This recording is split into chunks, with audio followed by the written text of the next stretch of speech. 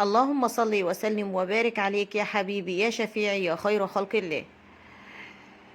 جايبه لكم النهارده فيديو جميل حلو وسهل وبسيط وهيدفي في جو الشتاء والتكتكه دهوت، وموجود في مطبخك. لو في ثواني هتقومي تحضريه حالا وهتعمليه بمنتهى البساطه واللذاذه.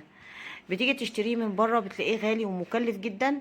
انا عملته في البيت بمكونات سهله وبسيطه وسهله، والمشروب طلع شكله بيشهي زي ما انتم شفتوه كده في بدايه الفيديو. انا هقول لكم عملت المشروب ده ازاي بمنتهى البساطه واللذاذه والجمال. انا عملت بودره من السحلب عشان اطلع احلى كوبايات سحلب، فعملت بودره السحلب في البيت. انا جبت بقى اللبن البودر وعليهم كوبايه. بص، المعايير كلها بتبقى متساويه. انا عايزه هتعايري بكوبايه واحده كل المعايير اللي انا هقول عليها دهيت.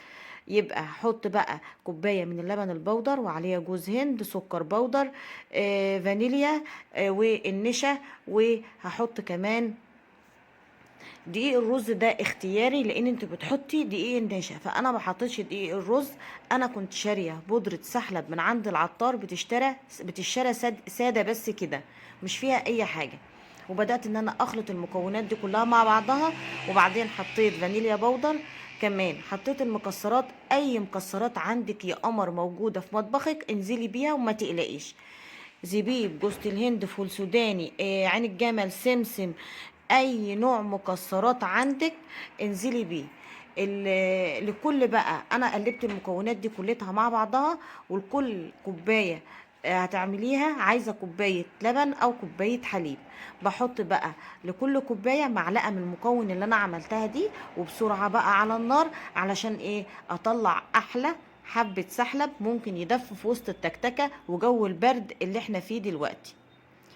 ممكن تحط عليها رشة قرفة على الوش او رشة شوكولاتة تبع الرغبة، بس انا للامانة انا لا حطيت لا قرفة ولا شوكولاتة، انا بحبها واللي عندي كمان في البيت بيحبوها كده. صبي الكوبايات القمر دي وسيبي بقى بقية المكسرات، زيني بقى وش الكوباية. ما شاء الله القوام، الطعم، الريحة. وكتري انت الفانيليا بتاعتك وما تقلقيش. الكوبايات طالعه شكلها قمر ازاي، شكلها جميل ازاي. اسيبكم مع بدو بقى تحكي لكم عن كوبايات السحلب. السحلب طعمه يامي يامي يامي، جربوه مش هتندموا. ما تنسوش تعملوا لايك واشتراك وتفعلوا زر الجرس عشان اول لما انزل